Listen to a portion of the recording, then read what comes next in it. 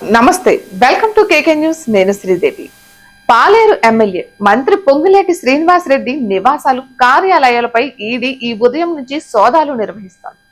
ఢిల్లీ నుంచి వచ్చిన ఈడీ అధికారులు మొత్తం 16 బృందాలుగా విడిపోయి 15 చోట్ల ఏకకాలంలో ఈ తనిఖీలు నిర్వహిస్తున్నారు. కస్టమ్స్ డ్యూటీ ఎగవేత ఈ దాడులు జరుగుతున్నాయని చెబుతున్నప్పటికీ ఈడీ మాత్రం ఖరారు చేయలేదు.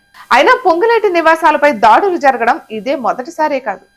గత అసెంబ్లీ ఎన్నికలకు ముందు అంటే గత ఏడాది నవంబర్లో కూడా ఈడీ పొంగులేటి నివాసాలు, కార్యాలయాలలో సోదాలు నిర్వహించిన సంగతి తెలిసిందే. అయితే కాంగ్రెస్ నాయకుడు, పాలేరు ఎమ్మెల్యే అయిన పొంగులేటి గత ఏడాది జరిగిన అసెంబ్లీ ఎన్నికలలో కాంగ్రెస్ విజయంలో కీలక భూమిక పోషించాడు. ముఖ్యంగా ఖమ్మం జిల్లాలో బీఆర్ఎస్ కు ఒక్క స్థానం కూడా దక్కకుండా కాంగ్రెస్ స్విప్ చేస్తుందని ముందుగానే ప్రకటించారు. ఆయన చెప్పిన విధంగానే ఖమ్మం జిల్లాలో బీఆర్ఎస్ 0 అయిపోయింది. ఇక ఎన్నికలలో ఒక్క స్థానం గెలుచుకున్నప్పటికీ ఆ తర్వాత బీఆర్ఎస్ తరపున గెలిచిన ఏకైక ఎమ్మెల్యే కూడా కాంగ్రెస్ గూటికి చేరిపోయారు.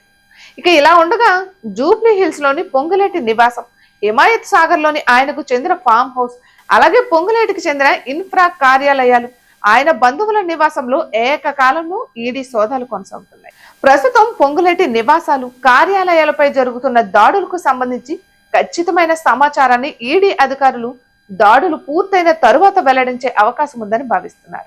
ఇటువంటి మరెన్నో వీడియోస్ కోసం కేకే న్యూస్ తెలుగు ఛానల్ ని సబ్స్క్రైబ్ చేసుకోండి.